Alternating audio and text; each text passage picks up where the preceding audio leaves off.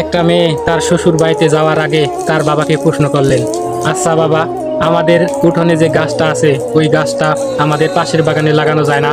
এই প্রশ্নের উত্তরে তার বাবা বললেন, এই গাছটা 4 বছর পুরনো একটা গাছ।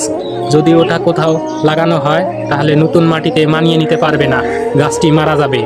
এই কথা শুনে মেয়েটি কাঁদতে কাঁদতে বললেন, আচ্ছা বাবা, একটি 4 বছর পুরনো গাছ যদি অন্য কোথাও মানিয়ে নিতে না পারে, নতুন জায়গায় বাঁচতে না পারে, তাহলে আমি তো তোমার ঘরে 22 বছর পুরনো একটা মেয়ে, তাহলে আমি কিভাবে নিজের জন্মস্থান ছেড়ে অন্য কোথাও মানিয়ে নিতে পারবো?